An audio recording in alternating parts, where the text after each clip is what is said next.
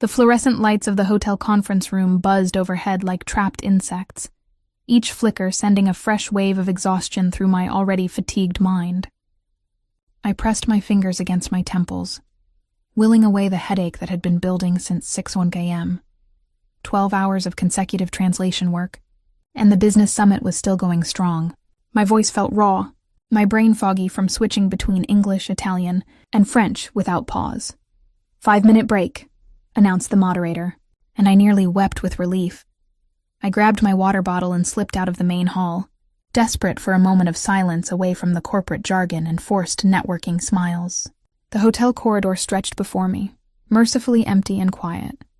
My heels clicked against the marble floor as I made my way toward the restroom, passing closed doors bearing names of various breakout sessions and private meetings. That's when I heard it. Voices drifting from a partially open door about 20 feet ahead, raised voices, speaking rapid Italian with a northern accent I recognized instantly. Milanese, probably. Years of studying linguistics at Boston University had trained my ear to catch regional variations, even when I wasn't actively trying to listen. I should have kept walking. Should have minded my own business and focused on getting to the restroom and back before the break ended. But something in the tone made me pause. There was an urgency, a threatening edge that didn't belong in a business hotel hosting a legitimate economic summit. Il denaro deve essere trasferito entro mezzanotte, a man's voice said, low and dangerous. The money must be transferred by midnight. Altrimenti il giudice e sua famiglia pagheranno il prezzo. Otherwise the judge and his family will pay the price. My blood ran cold. I froze in the hallway, my heart suddenly hammering against my ribs. This wasn't business talk. This was something else entirely. Something criminal. Petrova sta diventando un problema, another voice responded, this one rougher, older. Petrova is becoming a problem. Forse è tempo di eliminare il problema in modo permanente. Perhaps it's time to eliminate the problem permanently. I should have run. Every instinct screamed at me to get as far away as possible, but my feet wouldn't move. I stood rooted to the spot, professional curiosity warring with primal fear. Who was Petrova? What judge? What was happening in this sterile, respectable hotel that catered to business executives and conference attendees? Russo vuole farlo sembrare naturale, the first voice continued. Russo wants to make it look natural. Nessuna traccia che porti a noi. No trace leading back to us, Russo. The name detonated in my mind like a bomb. Everyone who worked in international circles had heard whispers about the Russo family. A powerful dynasty with legitimate business holdings stretching across 3 continents, but with persistent rumors of less legitimate enterprises. Money laundering, political corruption, worse. I'd translated for enough corporate events to know how to read between lines, how to catch the things people thought were hidden in foreign languages. But this was something I was never supposed to hear. My phone buzzed in my pocket and I nearly dropped my water bottle. The sudden sound felt deafening in the quiet corridor. My hands shook as I pulled it out. A text from the conference coordinator. Break over in 2 minutes. Need you back. I had to move. Had to get back to the conference hall and pretend I hadn't heard anything. I took a step backward, trying to be silent, but my heel caught on the edge of the carpet runner.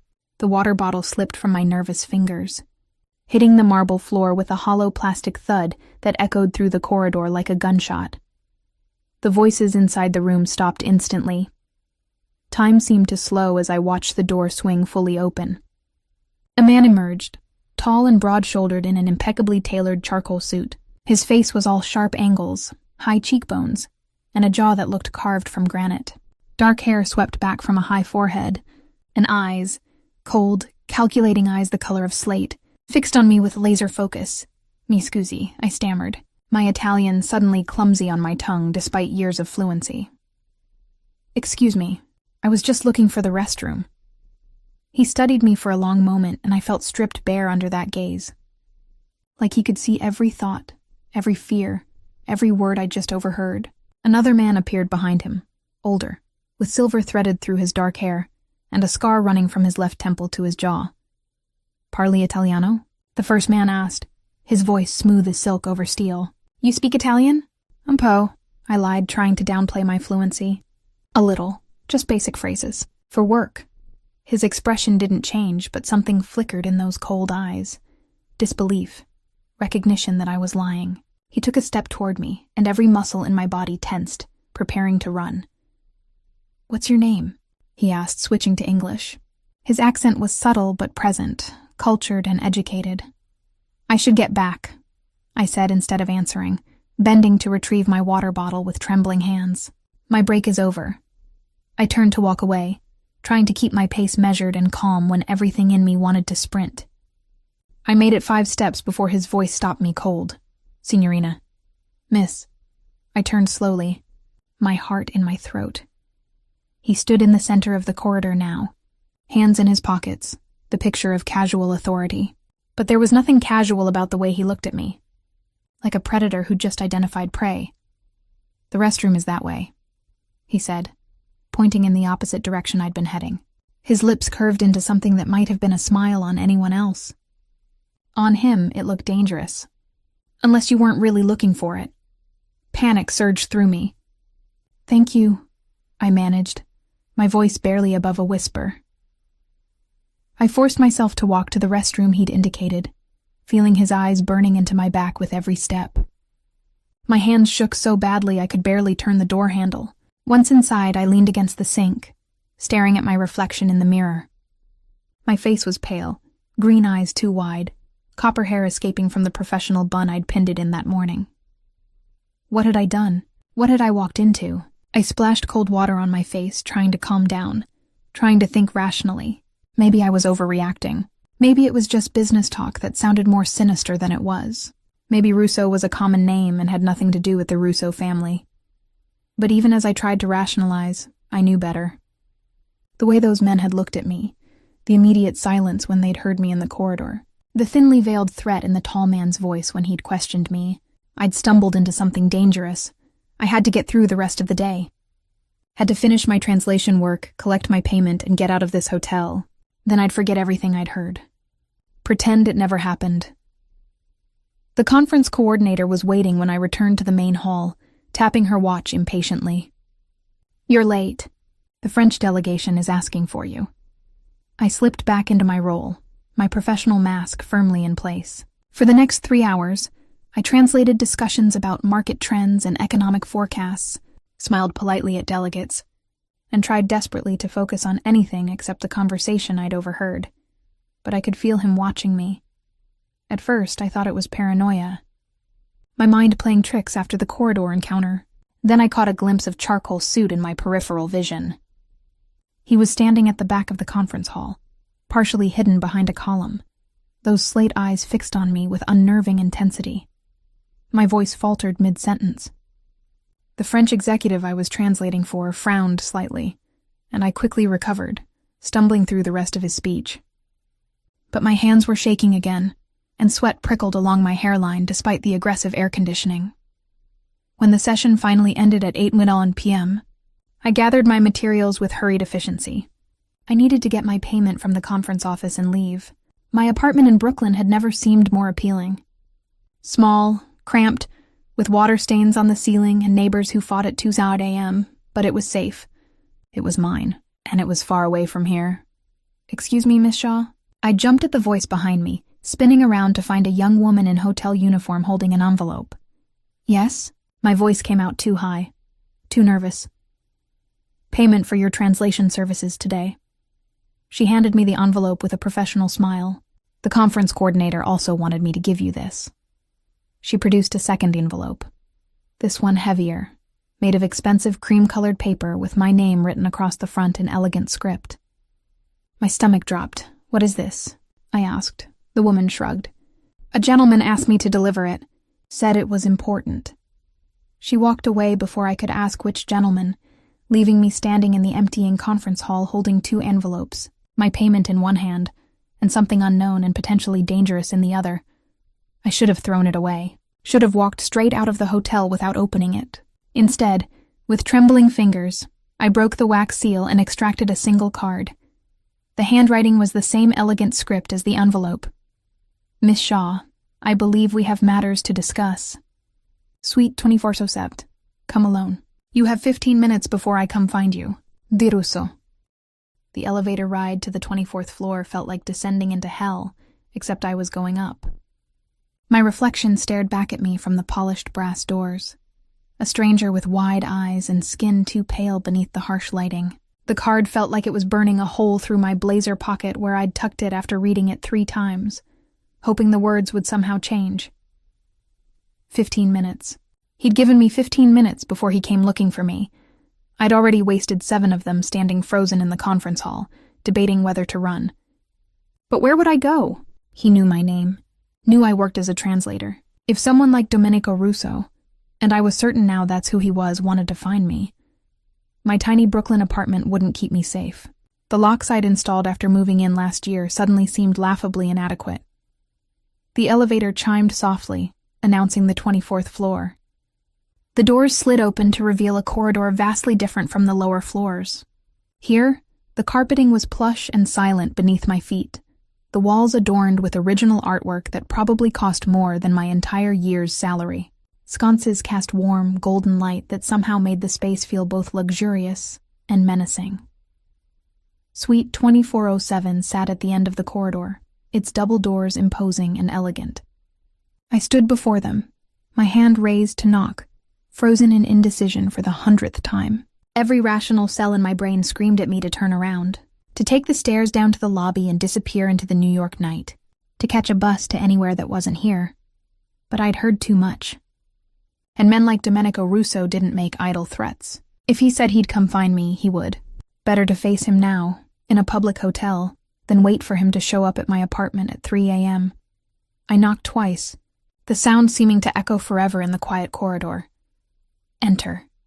His voice came from within, that same smooth command I'd heard in the hallway hours ago. My hand trembled as I turned the handle and pushed open the door. The suite beyond was enormous, easily 3 times the size of my entire apartment. Floor-to-ceiling windows showcased the glittering Manhattan skyline, the city spread out like scattered diamonds against black velvet. The furnishings were elegant and modern, all clean lines and expensive fabrics in shades of cream and charcoal. Domenico Russo stood by the windows, his back to me, hands clasped behind him as he surveyed his kingdom below. He'd removed his suit jacket, revealing a crisp white shirt that emphasized his broad shoulders and lean frame. Even in silhouette, he radiated power and control.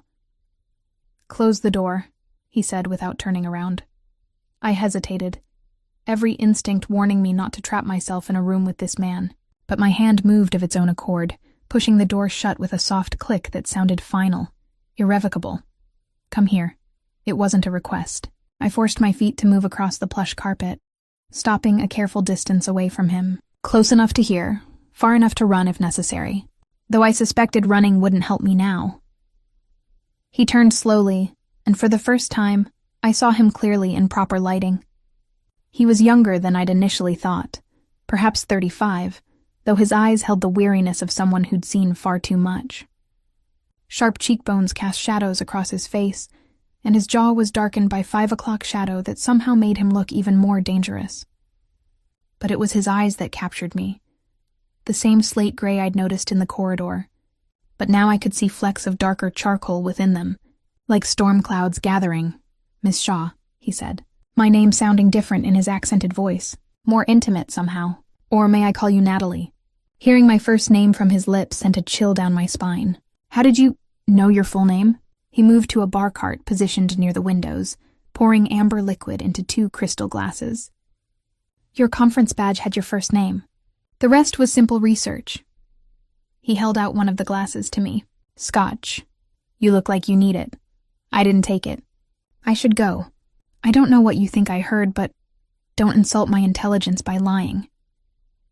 His voice remained calm, almost pleasant, which somehow made it more threatening. "You speak fluent Italian. Your conference bio lists it as one of your 6 languages, along with French, Spanish, German, Portuguese, and Mandarin.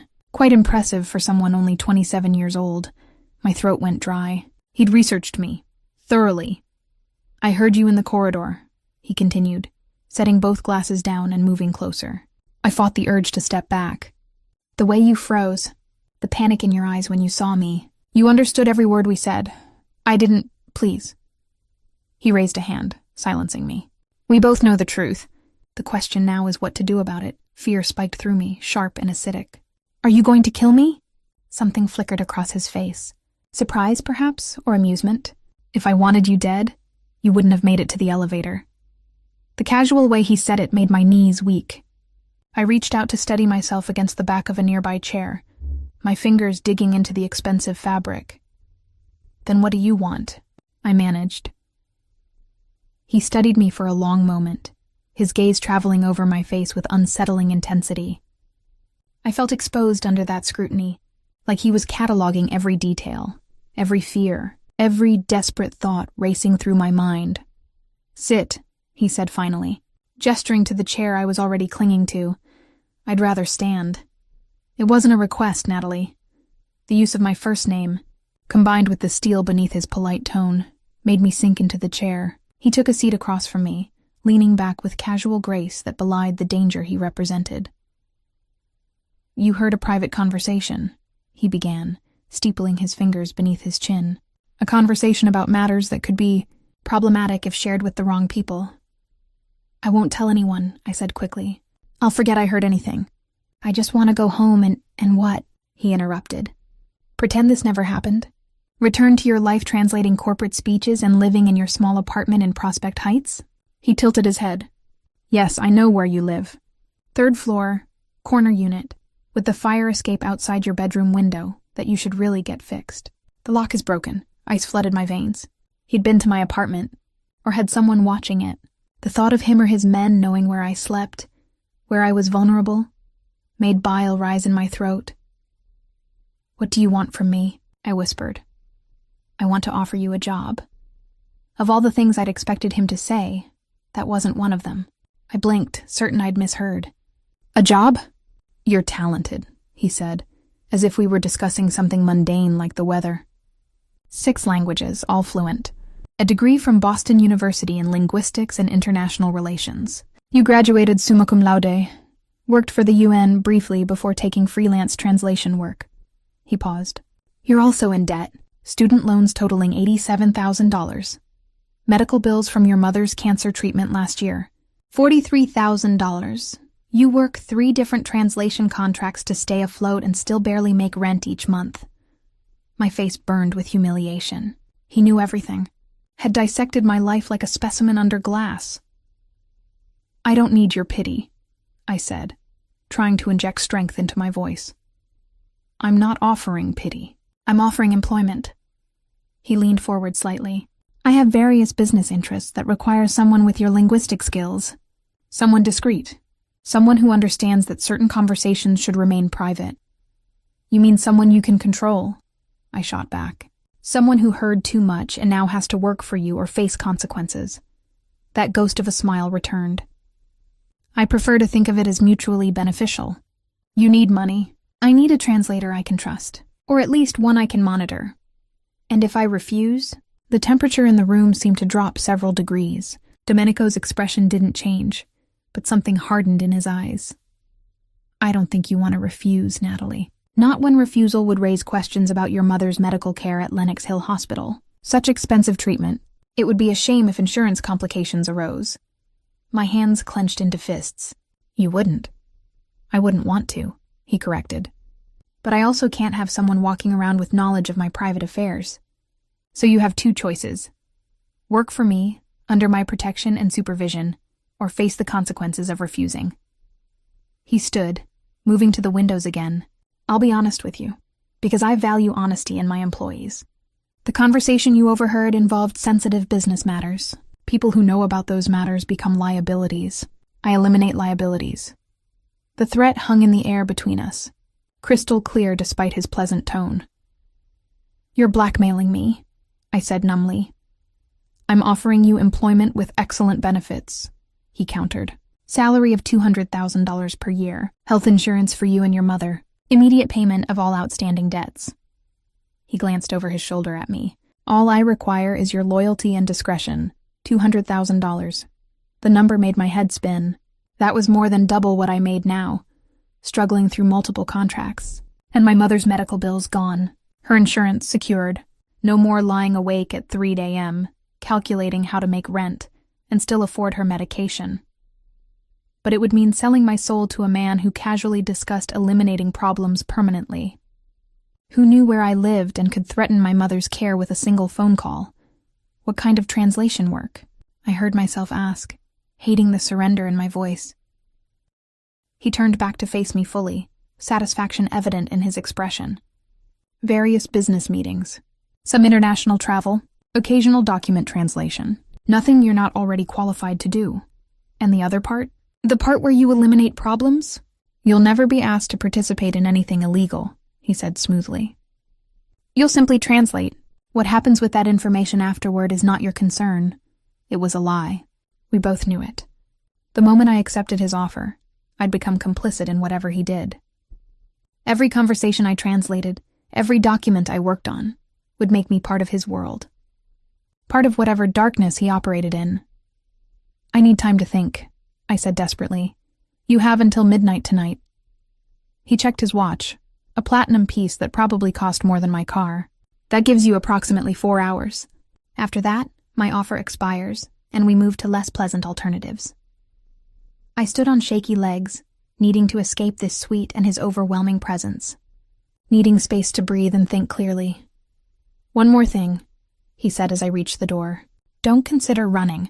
I have people watching your apartment, your mother's hospital, and every exit from this city. There's nowhere you can go that I can't find you.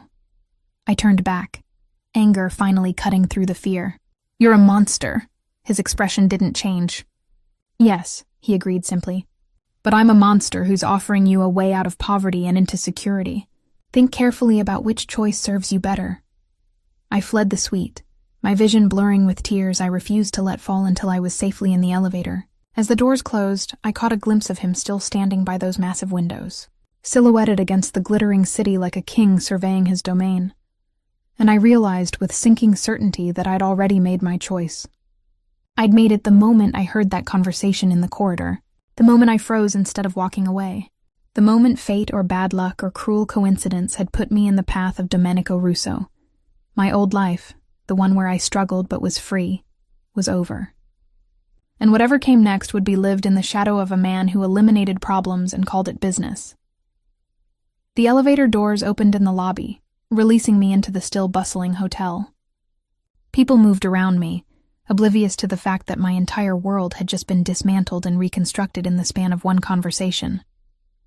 I walked out into the Manhattan night, the October air sharp against my flushed skin. I had 4 hours to decide my future, but deep down, beneath the fear and anger and desperation, I knew there was only one choice I could make. The question wasn't whether I'd accept Domenico Russo's offer. It was whether I'd survive what came after. I didn't go home. Couldn't face the empty walls of my apartment, knowing Domenico's men were watching, cataloging my movements like a specimen under observation. Instead, I walked, block after block through Manhattan's glittering streets, my heels clicking against pavement still warm from the day's heat, my mind racing faster than my feet could carry me. The city pulsed with Friday night energy. Couples laughed over dinner through restaurant windows. Groups of friends spilled out of bars, their voices loud and careless. I envied their normalcy, their uncomplicated lives where the biggest worry was whether to get another drink or call it a night. My phone buzzed. Mom's name lit up the screen, and guilt stabbed through me sharp as a knife. Hey, sweetheart. Her voice came through, thin but warm. How was the conference?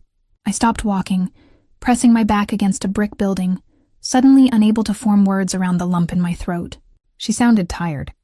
The new medication made her exhausted, but at least it was keeping the cancer at bay. At least for now. It was fine, I managed. Long day. How are you feeling?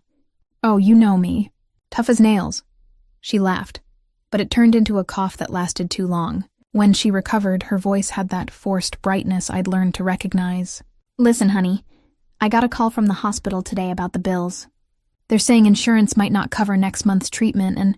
Don't worry about it, I interrupted, my decision crystallizing in that moment, like ice forming over water. I'm handling it. I got a new contract today. Really good money. The lie tasted bitter, but what was one more lie when my entire life was about to become a carefully constructed fiction?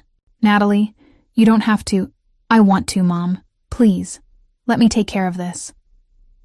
We talked for a few more minutes, her telling me about the book club at the hospital, and the terrible cafeteria food. Normal things, safe things. I clung to her voice like a lifeline. This connection to the person I'd been before I walked into that hotel corridor and heard words that changed everything. After we hung up, I checked the time. 10:47 p.m., 1 hour and 13 minutes until midnight. Until Domenico Russo's deadline expired, and whatever protection his job offer provided vanished with it. I pulled out the business card he'd pressed into my hand as I left his suite. Heavy cream cardstock with just a phone number embossed in black. No name, no title. Nothing to identify the owner. The calling card of a man who didn't need introduction. My thumb hovered over the digits. Once I made this call, there was no going back. No pretending I'd misunderstood or could somehow slip away unnoticed. I'd be choosing to enter his world, to become part of whatever darkness he operated within. But I'd also be choosing to save my mother. To give her the treatment she needed without bankrupting us both. To maybe, finally, stop drowning in debt and fear. I dialed before I could change my mind. He answered on the first ring. I was beginning to think you'd make me wait until the last minute. I accept, I said, the words coming out steadier than I felt. Your offer, I accept. Silence stretched for 3 heartbeats. Then, good. I'll send a car to your location in 10 minutes. We have paperwork to finalize. Now, it's almost 11 o'clock. I'm a night person, Natalie. You'll learn to be one too. I could hear the satisfaction in his voice. Don't move from where you're standing. The car will find you. He hung up before I could respond. I stared at my phone, reality crashing over me in waves. I'd just agreed to work for a man who'd threatened my mother, who'd researched every detail of my life, who discussed eliminating problems like other people discussed the weather. What had I done? The black Mercedes pulled up exactly 10 minutes later. So sleek and expensive it looked out of place even in Manhattan. The back window rolled down, revealing not Domenico but the older man I'd seen with him in the corridor. Silver threaded through his dark hair, that scar running from temple to jaw giving him the look of an aging warrior. Miss Shaw, he said, his accent thicker than Domenico's. I'm Marco. Please, get in. Every thriller movie I'd ever watched flashed through my mind. Getting into cars with strange men never ended well. But I was past the point of safe choices. I'd crossed that line the moment I accepted Domenico's offer. The interior smelled of leather and expensive cologne. Marco sat across from me, his hands folded calmly in his lap, his dark eyes assessing without judgment. You made the right choice, he said, as the car pulled smoothly into traffic. Did I have a choice? Something that might have been sympathy flickered across his face. There's always a choice, Miss Shaw. The question is whether you can live with the consequences of choosing wrong. He pulled out a tablet, tapping the screen. I need you to read and sign these documents. Standard employment contract, non-disclosure agreement, and acknowledgement of confidentiality requirements. I took the tablet, scanning the contracts with growing dread. The salary was there, $200,000 as promised, health benefits, immediate debt payment. But buried in the legal language were clauses that made my blood run cold.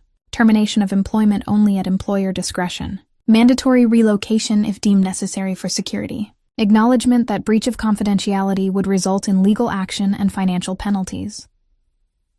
Financial penalties. That was corporate speak for something much darker, and we both knew it. What happens if I break the confidentiality clause? I asked. Marco's expression didn't change. Don't break it, I signed. What else could I do?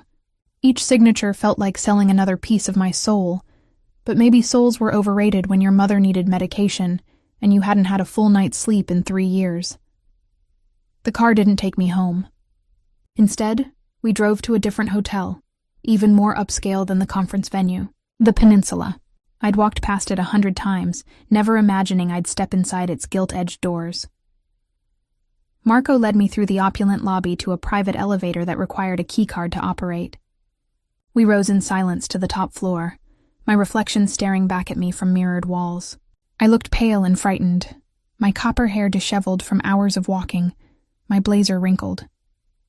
The elevator opened directly into a penthouse suite that made Domenico's earlier accommodations look modest.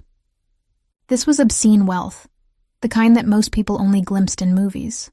Marble floors, crystal chandeliers, and windows that showcased Central Park like a painting. Domenico stood on the terrace, a phone pressed to his ear, speaking rapid Italian. He glanced over as we entered, his expression unreadable, then returned to his conversation. I caught fragments. Something about a shipment, a meeting in Milan, confirmation of numbers that meant nothing to me. Yet. "Wait here," Marco instructed, gesturing to a seating area that probably cost more than my car. He disappeared through a doorway, leaving me alone with my thoughts and growing panic. What was I doing here? It was nearly midnight. I should be home, in bed, not standing in a penthouse with a man who scared me more than anyone I'd ever met. Domenico ended his call and stepped inside, sliding the glass door closed behind him. He'd changed clothes, now wearing dark slacks and a black shirt with the sleeves rolled to his elbows, revealing forearms corded with muscle. Somehow the casual attire made him seem more dangerous, not less. "You signed the contracts," he said. "Statement, not question." "Yes." "Good."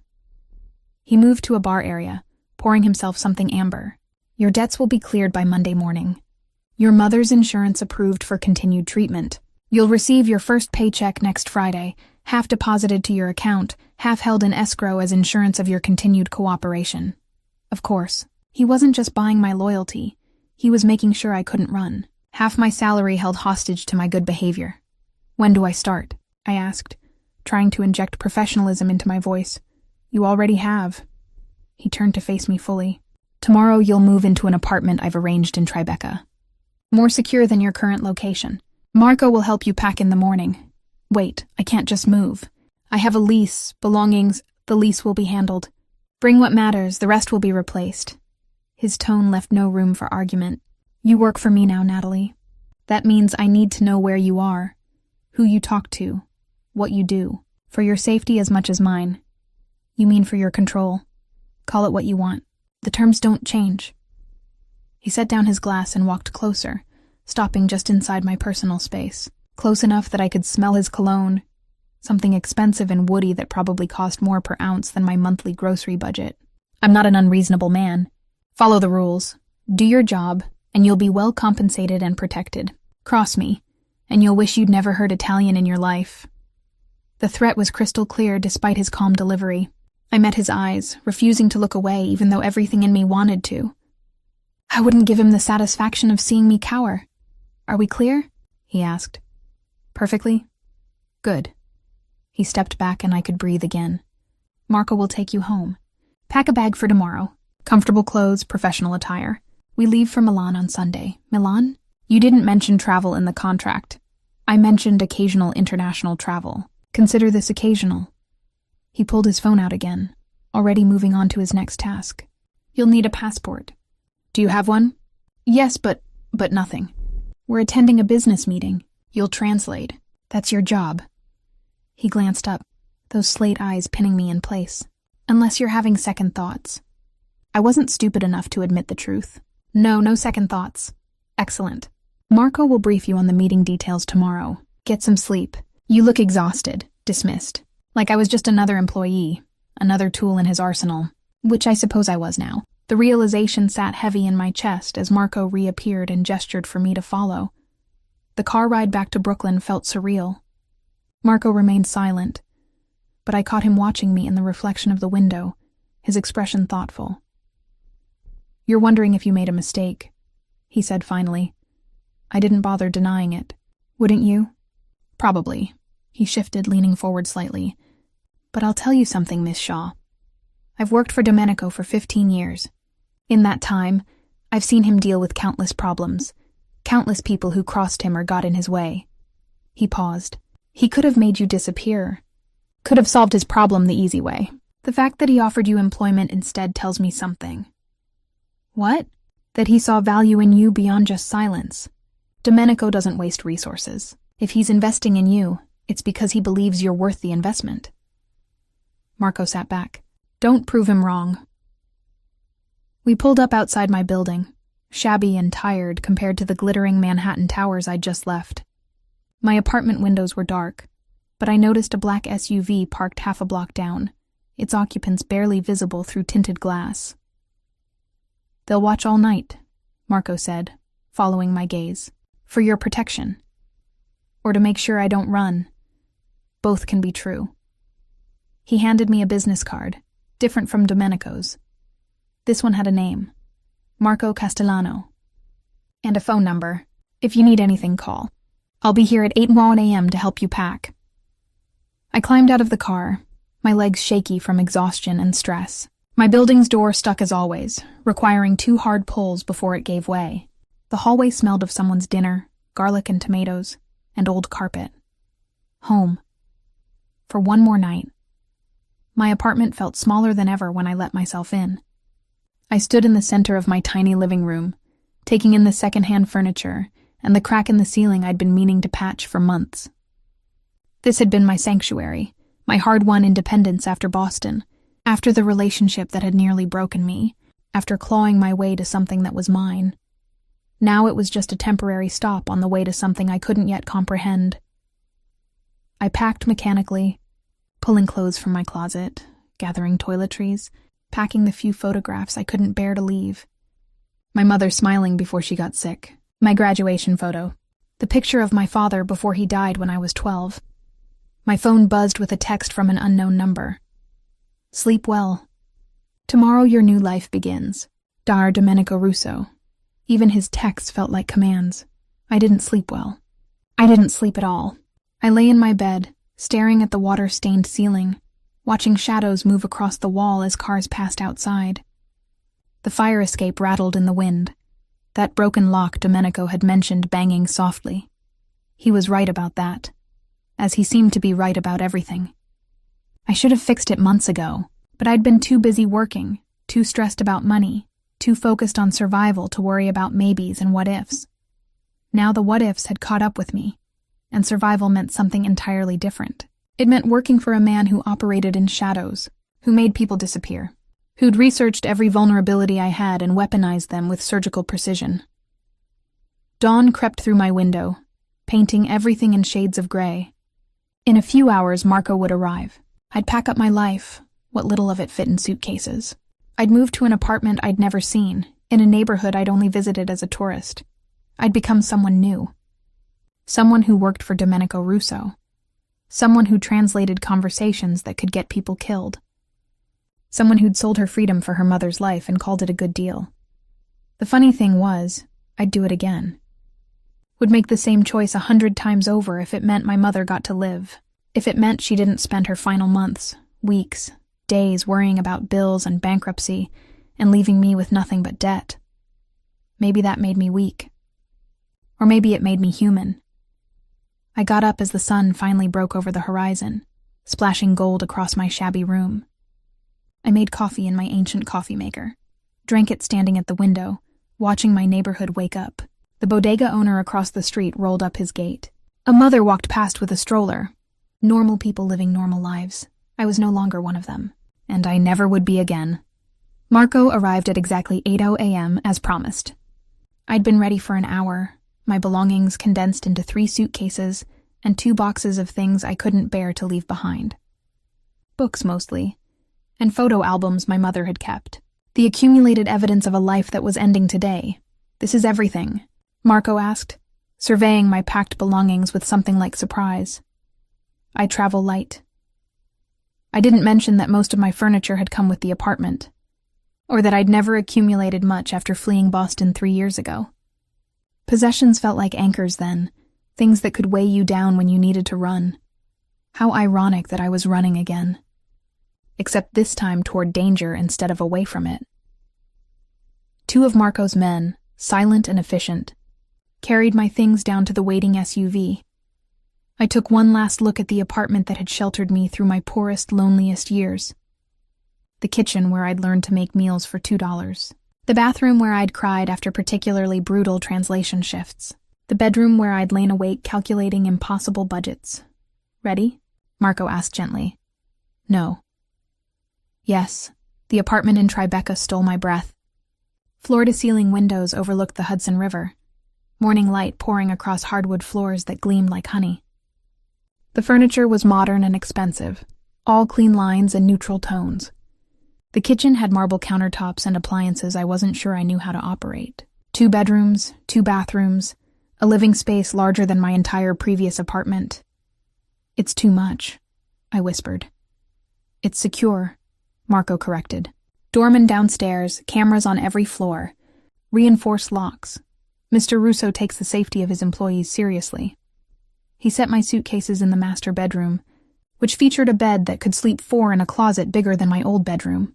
"Unpack, get settled. I'll be back at 2:00 p.m. to brief you on the Milan meeting." "Marco," I called as he headed for the door. He turned, one eyebrow raised. "Why does he need me?" "Domenico speaks perfect English. His business associates probably do too. Why go through the trouble of hiring a translator?" Something shifted in Marco's expression. A flash of respect, maybe. "Because business conducted in English is transparent.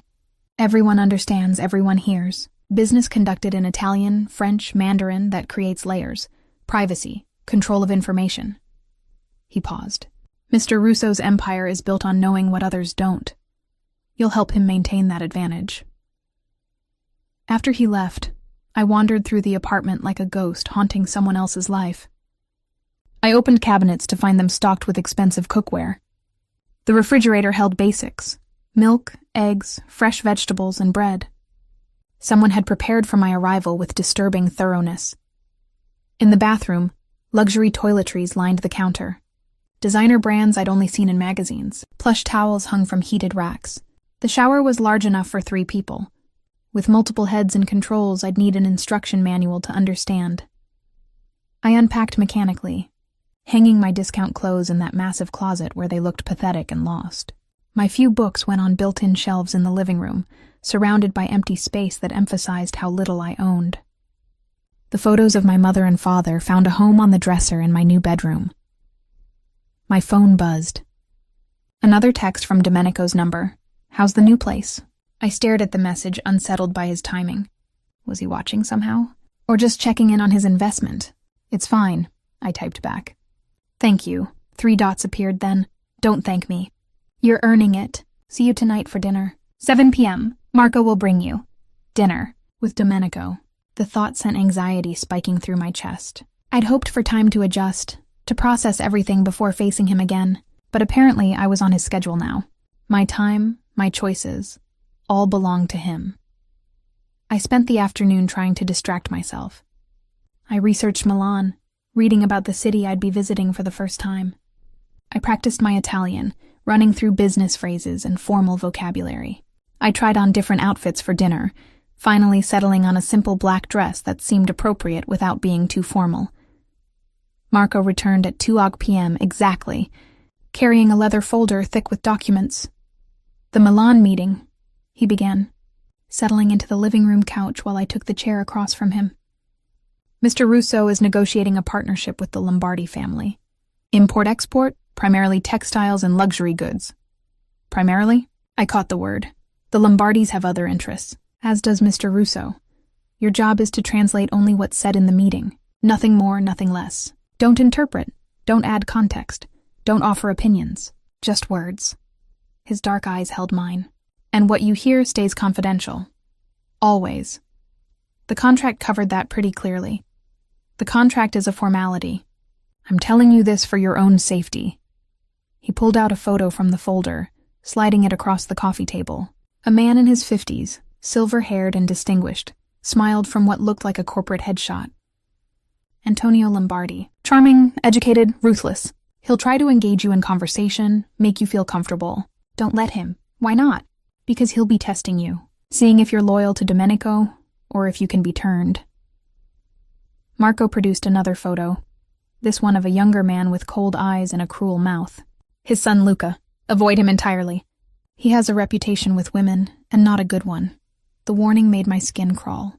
I studied the photos, memorizing faces, trying to prepare for dangers I couldn't fully understand. What exactly does Domenico do? I asked. His real business, not the corporate facade. Marco was silent for a long moment. That's not a question you want answered, Miss Shaw. But I'm already involved. I signed the contracts. I'm moving to Milan for a meeting. Don't I deserve to know what I'm part of? Knowing makes you complicit. Ignorance offers some protection. He began gathering the photos. Take my advice. Do your job, take your pay, and don't ask questions that could get you hurt. But I couldn't let it go. The conversation I overheard. About the judge and Petrova. What happened to them? Marco's expression went cold. Nothing you need to concern yourself with. Those problems were resolved. Resolved. Such a clinical word for whatever dark fate had befallen those people. I thought of the judge. Probably someone with a family, with a life that ended because he got in Domenico's way. I thought of Petrova, whoever they were, eliminated like an error in a ledger. And I was helping him now.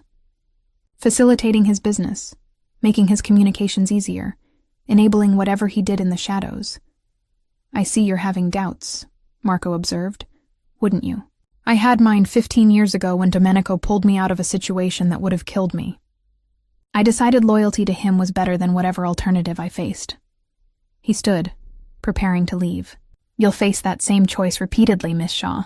Every time you translate, every time you hear something you wish you hadn't. Choose loyalty. It's safer. After he left, I sat in my expensive new apartment with its river views and designer furniture, feeling more trapped than I ever had in my cramped Brooklyn walk-up. At least there, I'd been poor but free. Here I was comfortable but owned. I dressed for dinner with shaking hands.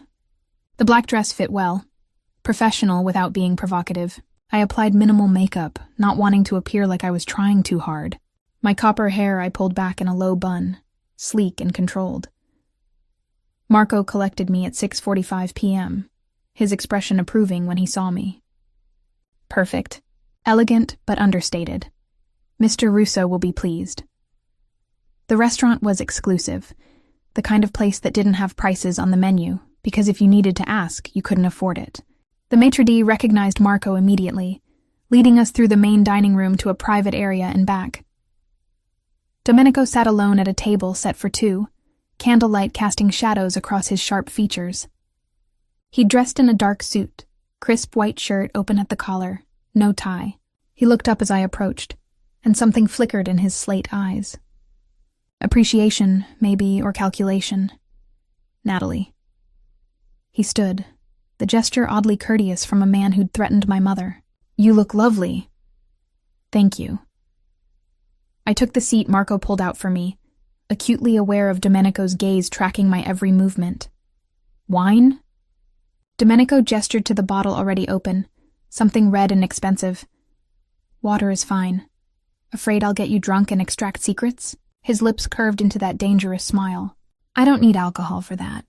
I'm very skilled at getting what I want. The waiter appeared, saving me from responding. Domenico ordered for both of us in flawless Italian, his accent Roman, I realized. Not Milanese like Marco's. The choices he made showed sophistication. Seasonal vegetables, fresh pasta, delicate fish. Nothing heavy. Nothing that would make me sleepy or uncomfortable. You're analyzing my food choices, he observed once the waiter departed, wondering what they reveal about me. You're observant. It's how I've survived this long. He leaned back, studying me with unnerving intensity. Tell me about your father. The question caught me off guard. What? Your father. Marco's research says he died when you were 12. Heart attack. I'm curious about him. Why? Suspicion sharpened my voice. Because I want to understand what shaped you, who you are beneath the fear and resentment. He swirled wine in his glass. You could have run today, could have disappeared while Marco was helping you move. But you stayed. That suggests loyalty or fear or both. Maybe I just want my mother to live. That's part of it. But there's something else. He set down his glass. Your father was a translator too. Worked for the State Department. He taught you Italian when you were 5, French at 7. He died suddenly, left your mother with nothing. You were smart enough for scholarships, but still graduated with crushing debt because your mother got sick sophomore year. You've been struggling ever since, working yourself to exhaustion trying to save someone who's already dying. His words hit like physical blows. Don't talk about my mother like that. I'm not being cruel. I'm being honest. His expression softened slightly. She has stage 4 pancreatic cancer. The treatment I'm funding will buy her time. Maybe a year if she's lucky. But it won't save her, Natalie. Nothing will. Tears burned behind my eyes, but I refused to let them fall. That year matters. Every day with her matters. I know. And he sounded like he actually meant it. My mother died when I was 17. Cancer too. I'd give anything for one more year with her. The confession surprised me, humanized him in a way I didn't want. It was easier to hate him as a monster than to see him as someone who'd also lost, who'd also watched someone he loved waste away. Is that why you're doing this? I asked. Helping me with her treatment? Because of your mother? Partly. Also because I need you compliant and focused, and you can't be either if you're drowning in medical debt and grief. He paused as our food arrived, waiting until the waiter departed before continuing. I'm not a good man, Natalie. I won't pretend otherwise. But I take care of the people who work for me. Loyalty runs both ways, unless they become problems. Then you eliminate them, yes. No hesitation, no apology. That's the reality of my world. You're in it now, which means you need to understand the rules. Follow them, and you'll be protected, compensated, and safe. Break them, and there will be consequences. I pushed food around my plate, appetite gone. How do you live with it, knowing people die because of decisions you make? By remembering that this world existed long before me and will continue long after. I didn't create the darkness, Natalie. I just learned to navigate it. He cut his fish with precise movements. You'll learn too. It gets easier. I don't want it to get easier. I don't want to become someone who's comfortable with this. Then you'll struggle. He met my eyes across the table. But you'll survive. And sometimes survival is enough. We ate in tense silence, the weight of unspoken things pressing down between us. Finally, Domenico spoke again, his tone more businesslike. The Milan meeting is Monday. We fly out Sunday afternoon. Pack for a week, business professional attire. I'll have Marco send you a detailed briefing tomorrow. He paused. Do you have questions about expectations? Just translate? Nothing else? Nothing else. You'll stand slightly behind and to my right. Translate conversations as they happen. Maintain professional demeanor at all times. His eyes hardened. And Natalie, if Antonio or Luca Lombardi attempt to engage you privately, you decline. Politely but firmly. Understood? Why would they? Because they'll want to know if you can be turned. If you're truly loyal to me, or if you're vulnerable to outside influence. He leaned forward. You're not just my translator. You're a reflection of my organization. Any weakness you show is a weakness in me. The pressure of that responsibility settled over my shoulders like a physical weight. I wasn't just responsible for my own safety anymore. I was representing him. His power. His control. I understand, I said quietly. Good. He signaled for the check, which appeared and disappeared without me seeing a total. Marco will take you home. Get rest. Sunday will be a long day. I stood, relieved to escape his intense presence, but as I turned to leave, his voice stopped me. Natalie. I looked back. His expression was unreadable, shadows and candlelight playing across his features. You made the right choice. I know it doesn't feel that way now, but in time you'll see. I didn't respond. Couldn't, because I wasn't sure he was right. Wasn't sure there was a right choice in situations like this. Only varying shades of wrong. Marco drove me back to Tribeca in silence, seeming to sense my need for quiet. The apartment felt empty when I let myself in, all that space and luxury somehow emphasizing my isolation. I stood at the windows, looking out over the Hudson, watching lights reflect on dark water. Somewhere out there, my mother slept in her hospital room, unaware that her daughter had sold her soul to pay for her care. Unaware that the money keeping her alive came from a man who made people disappear. Would she approve? Would she understand? Or would she be horrified by the choice I'd made? I'd never know, because I could never tell her. Just like I could never tell anyone what I'd heard that day in the corridor, what I was doing now, who I'd become. Domenico was right about one thing. I was in his world now. And there was no going back. Sunday arrived too quickly. I'd spent Saturday in a haze of preparation, reviewing Italian business terminology until the words blurred together, researching the Lombardi family through carefully worded searches that wouldn't raise flags, and trying on every piece of professional clothing I owned. None of it felt adequate. Marco arrived at noon with garment bags draped over his arm and a knowing smile. Mr. Russo thought you might need appropriate attire for Milan. Inside the bags were outfits that probably cost more than 6 months of my old rent. Tailored blazers in charcoal and navy, silk blouses in cream and dove gray.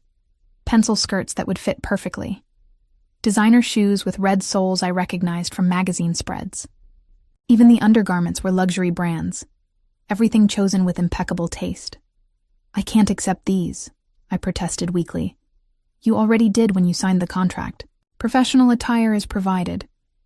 Marco hung the bags in my closet with careful precision. "Mr. Russo has specific expectations about presentation. You represent him now." Right. I was a reflection of his power, his control, another possession to be dressed appropriately and displayed as evidence of his wealth. The private jet waiting at Teterboro Airport made the hotel suite seem modest. All cream leather and polished wood, with seats that reclined into beds and a crew that materialized the moment anyone needed anything. Domenico was already aboard when Marco and I arrived, seated at a table covered in documents, his attention focused on a laptop screen. "Natalie." He glanced up briefly, his slate eyes sweeping over me in assessment. I'd worn one of the new outfits, a navy suit with a cream blouse, my copper hair pulled back severely.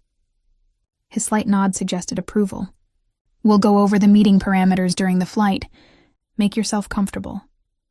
Comfortable seemed impossible at 30,000 feet, trapped in luxury with a man who owned me. But I took a seat across from him, accepting espresso from the flight attendant, trying to project calm professionalism while my stomach churned. Once we reached cruising altitude, Domenico closed his laptop and gave me his full attention. The intensity of his focus was unnerving, like standing in a spotlight with nowhere to hide. "Antonio Lombardi has controlled Milan's import-export sector for 30 years, he began, sliding a folder across the table. "Legitimate business on the surface, but his real profit comes from moving goods that aren't listed on customs forms. Art, antiquities, certain pharmaceuticals. He's careful, connected, and extremely paranoid." I opened the folder, finding detailed dossiers on the Lombardi family. Antonio with his distinguished silver hair and grandfather smile. His son Luca, handsome in a cruel way, with eyes that held nothing warm. His daughter Sophia, who apparently ran the legitimate side of operations. Various associates, bodyguards, business partners. "Why does he want to partner with you?" I asked. "Because I control ports in New York and Miami that he needs access to, and because I have connections in Eastern Europe that would benefit his operations." Domenico leaned back, studying me. "This is a mutually beneficial arrangement, assuming we can agree on terms. And if you can't?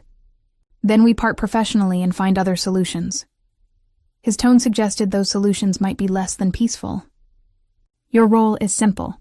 I'll speak in English during the main negotiations, establishing public positions, but there will be moments when Antonio and I switch to Italian, discussing things we don't want others to hear. That's when your skills become crucial. You'll translate those private exchanges for my later review, catching any nuances or implied threats I might miss in real time. You speak Italian fluently. Why do you need me to catch nuances?" Something flashed in his eyes. Appreciation, maybe, for my directness? Because when I'm negotiating, I'm focused on strategy, on reading body language and power dynamics. I need someone else listening purely to words, catching double meanings, or cultural references that might signal hidden agendas. He paused. "Antonio is Sicilian. They have ways of communicating threats that sound like pleasantries. I need you to identify those." The weight of that responsibility pressed down on me. I wasn't just translating words anymore. I was acting as his early warning system, identifying dangers hidden in polite conversation. What if I miss something? "You won't." Complete confidence in his voice. "Marco vetted you thoroughly. Your linguistic analysis thesis at BU focused on coded communication in Romance languages. You identified 12 distinct methods of conveying threats through seemingly innocent Italian phrases. That's exactly what I need." He'd read my thesis. Of course he had. He probably knew my work better than I remembered it myself. "There's something else," Domenico continued, his expression hardening slightly. "Luca will make advances toward you. It's his pattern with any attractive woman in his vicinity. You'll decline politely but firmly. Don't engage, don't flirt, don't give him any encouragement whatsoever. I'm not interested in... I know you're not. But Luca views women as conquests, and he's persistent." Domenico's jaw tightened almost imperceptibly. "You're under my protection. Any insult to you is an insult to me. I need him to understand that immediately." The possessiveness in his tone should have frightened me. Instead, it stirred something complicated and unwelcome. He was claiming ownership, yes, but also offering protection. The lines felt dangerously blurred. We spent the next 4 hours reviewing scenarios, running through potential conversations and my expected responses. Domenico drilled me relentlessly, switching between languages, testing my speed and accuracy. By the time Milan appeared below us, glittering in late afternoon sun, I felt wrung out and over-caffeinated. The hotel was everything I'd expected from Domenico's standards. 5-star luxury in Milan's historic center. Our suites occupying an entire floor with views of the Duomo. My room connected to his through an interior door that I noticed had no lock on my side. Unpack and rest, Domenico instructed as bellhops delivered our luggage. We have dinner with the Lombardis at 8. Wear the black dress Marco included. Simple jewelry, professional hair and makeup. He disappeared into his suite before I could respond, leaving me alone in opulence that felt more like a gilded cage. I did as instructed, unpacking with mechanical efficiency, then showering in a bathroom larger than my old bedroom. The dress Marco had chosen was perfect, elegant and sophisticated without being overtly sexy. Designer black fabric that skimmed my curves and ended just above my knees. I was applying minimal makeup when the connecting door opened without warning. Domenico stepped through, now wearing a charcoal suit that probably cost more than most people's cars. His hair was slightly damp, slicked back from his forehead, and he smelled of expensive cologne and danger. "Good," he said, assessing my appearance with that calculating gaze. "You look exactly right. Professional, attractive, but not available." "I am available," I said before I could stop myself. "I'm not actually with you. In Milan, you are." He moved closer, and I fought the urge to step back. "To the Lombardis, to everyone we encounter, you're mine. My translator, under my protection, associated with my interests. That association keeps you safe. Understand?" I nodded, not trusting my voice. He was standing too close, invading my space, with that overwhelming presence that seemed to fill every room he entered. One more thing. He reached into his pocket, extracting a small black box. Inside was a necklace, delicate gold chain with a small pendant. Not ostentatious, but clearly expensive. "Wear this. Domenico, I can't.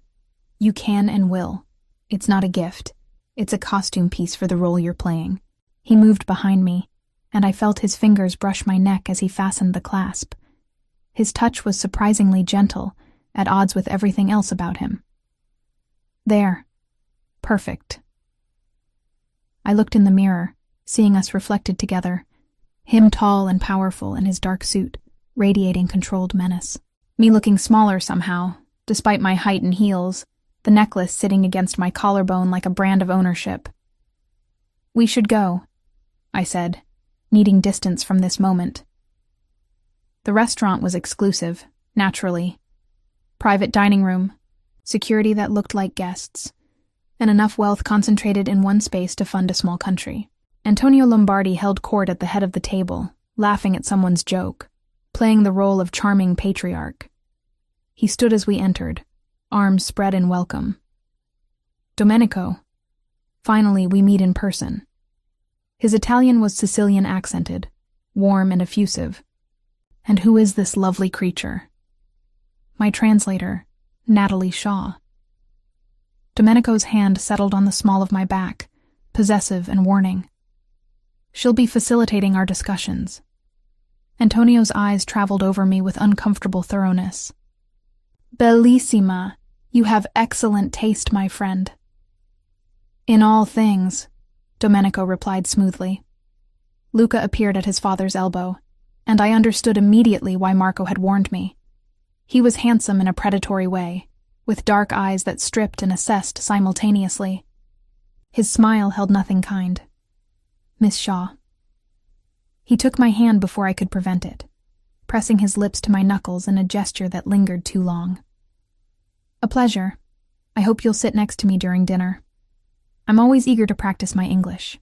"Miss Shaw sits with me," Domenico interjected, his tone pleasant but brooking no argument. "Shall we?" Dinner was a performance, everyone playing roles with perfect precision. Antonio, the charming host, discussing wine and art and Milanese culture. Domenico, the powerful guest, engaging politely while revealing nothing substantial. Luca, the seductive son, finding excuses to address comments to me despite Domenico's increasingly obvious disapproval. I translated when required, catching undercurrents in the Italian conversations that flowed around the English discussions. Antonio probing for weaknesses, testing boundaries through carefully worded compliments. Domenico deflecting with equal skill, establishing his position without direct confrontation. "Your translator is quite accomplished," Antonio observed in Italian, ostensibly to Domenico but loud enough for the table to hear.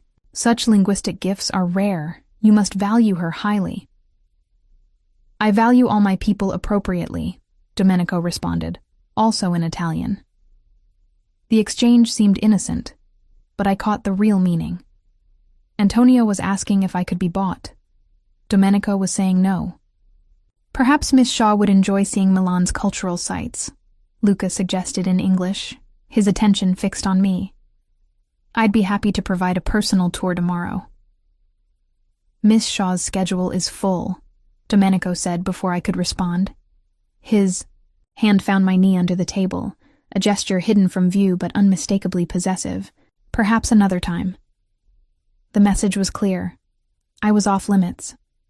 Luca's smile tightened, but he nodded acceptance. For now. The real negotiations began after dinner, when we moved to a private study. Antonio's daughter, Sophia, joined us, all business in her tailored suit, her sharp eyes missing nothing. She ran the legitimate operations, Marco had said, but she wasn't naive about the rest. They switched to Italian now, the pleasant social facade dropping away as they discussed territory, percentages, and terms. I translated in real time, keeping my voice neutral as they debated how to divide profits from operations I tried not to think too hard about. "The eastern routes are complicated," Antonio said, his tone harder now.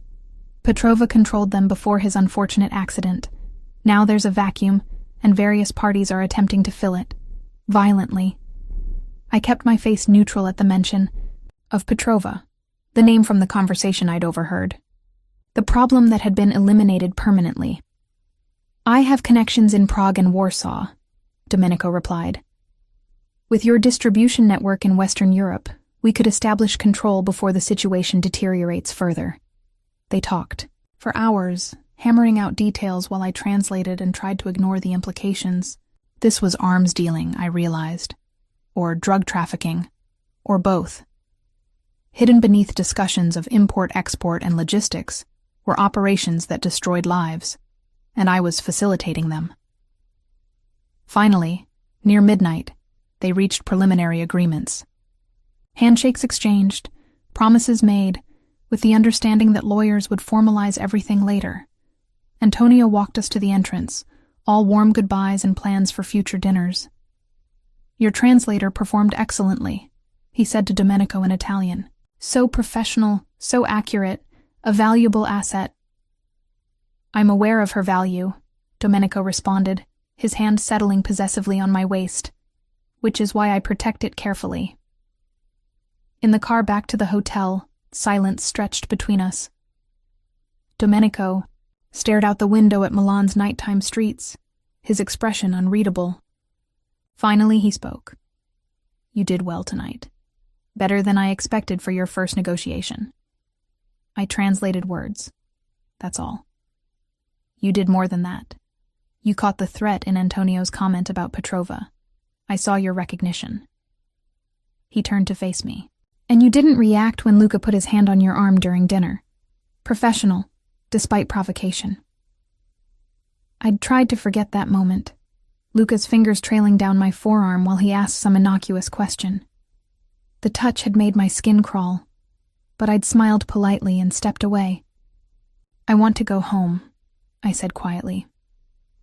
"We have 3 more days of meetings. I mean after. I want to go back to New York and pretend this isn't my life now." "You can't pretend away reality, Natalie." His voice softened slightly. "But you can learn to navigate it. I'll teach you how. Back at the hotel, he walked me to my suite door, his presence overwhelming in the quiet corridor. Get rest. Tomorrow we tour Antonio's facilities, then dinner again. More performance, more translation. Will it always be like this? Playing roles, facilitating deals I don't want to understand? Yes. Brutal honesty. That's the job. That's what you agreed to. He turned to leave, but I caught his arm without thinking.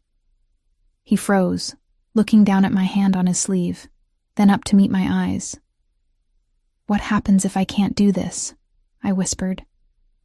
If it becomes too much?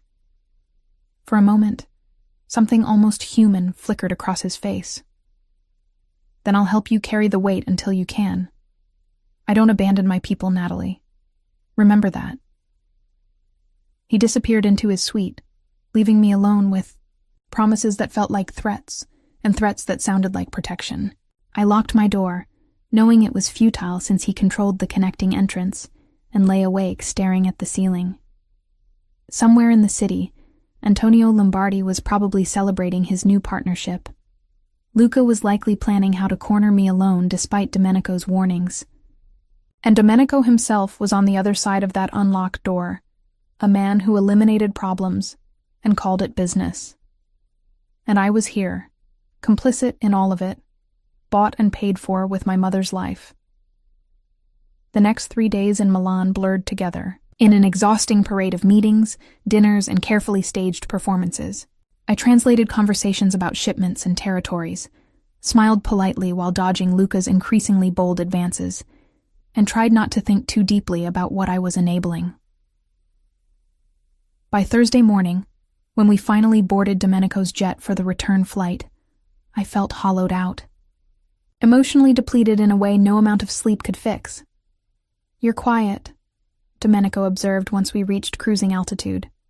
He'd been working on his laptop but now gave me his full attention, those slate eyes missing nothing.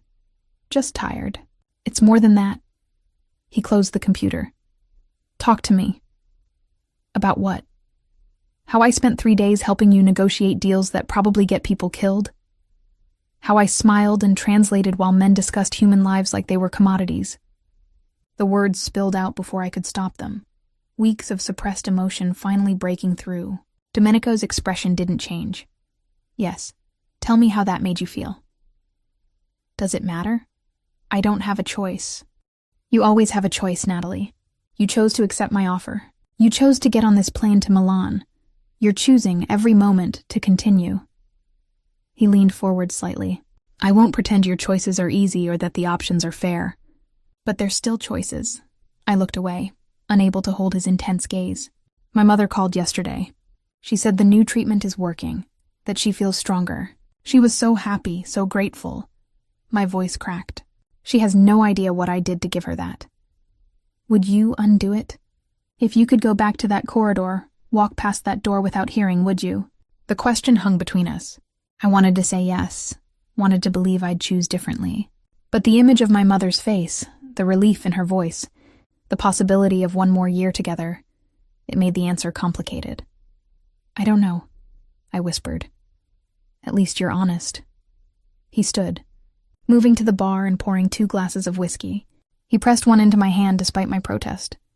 Drink, it'll help. The whiskey burned going down, warming me from the inside. Domenico sat beside me, close enough that I could smell his cologne, feel the heat radiating from him. My father was a difficult man, he said suddenly. Violent, controlling, built his empire on fear. When I was 17, I watched him beat my mother so badly she couldn't walk. 3 days later, she died from internal bleeding he'd caused. His voice remained steady, emotionless, like reciting facts from someone else's life. The official story was an aneurysm. Sudden, tragic, unavoidable. Everyone believed it because my father had power, connections, money. I turned to look at him, seeing past the controlled facade to something raw beneath. I'm sorry. Don't be. I killed him 6 months later. Made it look like a heart attack. He met my eyes, no apology in his expression. I was 17, and I murdered my father to take his empire and avenge my mother. That's who I am, Natalie. That's who you work for now. The confession should have terrified me. Instead, it explained so much about the man beside me. The control he demanded, the protection he offered, the brutal efficiency with which he eliminated threats. Why are you telling me this? Because you need to understand. This world doesn't allow for innocence or neutrality. You're either predator or prey, and I refuse to be prey ever again.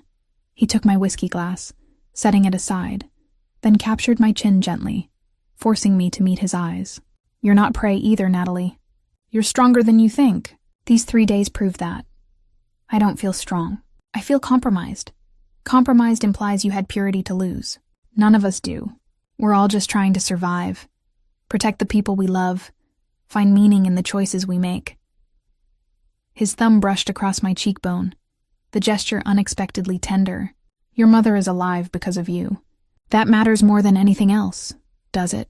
Even if people die because of what I help you do, people die regardless of our involvement. The question is whether we can live with our part in it. He released me, sitting back. I've made peace with who I am. You'll have to decide if you can make peace with who you're becoming. The rest of the flight passed in contemplative silence. I dozed fitfully, waking to find Domenico's jacket draped over me like a blanket. Him working quietly across the aisle, giving me space to process. Marco met us at Teterboro, his expression carefully neutral as he helped with luggage. Welcome back. Miss Shaw, I'll drive you home. Actually, Domenico interjected, she's coming with me. We have matters to discuss. I expected protest to rise up, but I was too exhausted to argue. I followed him to his car, letting the city lights blur past the windows as we drove through Manhattan to an address in the Upper East Side. The penthouse he led me to was stunning, all modern elegance and breathtaking views. Unlike his hotel suites, this felt personal. Books on shelves, art that looked collected rather than decorator-chosen, photos in frames showing a dark-haired woman with Domenico's eyes. Your mother, I said, recognizing her from the photo I'd seen in research. Yes. He moved to the bar, pouring himself scotch. This was her favorite room. She'd sit by those windows for hours, reading, watching the city. I understood why he'd brought me here. This was trust, showing me something real beneath the dangerous facade. Permission to see him as human rather than monster. Why am I here, Domenico? Because in Milan you became more than just my translator. You became my partner in a way I didn't anticipate. He turned to face me fully. Antonio respects you. Sophia actually seemed to like you. Even Luca, despite his obvious interest, recognized you're not someone to underestimate. I just did my job. You did more. You navigated a dangerous situation with grace, caught threats I might have missed, and represented my interests perfectly. He set down his glass. I'm doubling your salary, effective immediately. $400,000 annually. The number stunned me. That's too much. It's what you're worth to me. Don't argue. He moved closer. But there are conditions. You'll travel with me regularly now. Milan was just the beginning. There are meetings in Prague, Singapore, São Paulo. I need someone I can trust at those negotiations. More performances. More translations that facilitate things I don't want to think about. Yes. But also more protection, more security for your mother, and more financial freedom than you've ever known. His hand came up, tucking a strand of copper hair behind my ear. You're mine now, Natalie. Not as possession, but as partnership. I protect what's mine absolutely. The possessiveness should have frightened me. Instead, exhaustion and emotion made me lean into his touch, craving comfort from the only person who understood the impossible position I occupied. I'm so tired, I whispered. Tired of being scared, tired of moral compromises, tired of not knowing who I am anymore. Then rest. He guided me to a leather sofa sitting beside me. You're safe here. Always. I don't know when I fell asleep, only that I woke hours later to find myself covered with a blanket, Domenico working quietly at his desk across the room. Morning light streamed through those massive windows, painting everything gold. What time is it? I asked, disoriented. 7. I have a meeting at 9, but Marco will take you home whenever you're ready. He stood, moving to sit on the coffee table facing me. How do you feel? Less fractured. It was true. Something about sleeping in his space, under his protection, had quieted the constant anxiety I'd carried for weeks. Thank you for not taking advantage. I'm many things, Natalie, but I don't prey on vulnerable women. His expression turned serious. What happened between us last night, showing you this place, it means something. You understand that? I nodded slowly, recognizing the shift that had occurred. We'd crossed some invisible line from employer-employee into something more complex. More dangerous. I should go, I said, standing. My mother's expecting a call. Domenico walked me to the door, his hand settling on my waist in that possessive gesture I was beginning to recognize. Dinner tonight. There's someone I want you to meet. Who? A friend. Someone who can teach you things I can't. He pressed a key into my palm. For here. In case you need somewhere safe. The key felt heavy, weighted with implications I wasn't ready to examine. I pocketed it anyway, knowing I'd probably use it eventually. Because Domenico was right about one thing. I was his now, bound by contracts and debts and choices that couldn't be unmade. Marco drove me back to Tribeca in comfortable silence. My apartment felt different somehow, less like a cage and more like a temporary refuge. I showered, changed, then called my mother. Sweetheart. Her voice was stronger than I'd heard in months. The doctors are amazed at my progress. They're talking about remission, can you believe it? Remission. The word sent tears streaming down my face. Worth it, I told myself. Everything I'd done, everything I'd become, was worth it for this moment. That's wonderful. Mom, I'm so happy for you. We talked for an hour, her sharing hospital gossip and treatment updates, me carefully editing my life to exclude anything that would worry her. When we finally hung up, I felt lighter despite everything. My phone buzzed with a text from Domenico. Car will collect you at 7. Wear something elegant but comfortable. Trust me, trust him.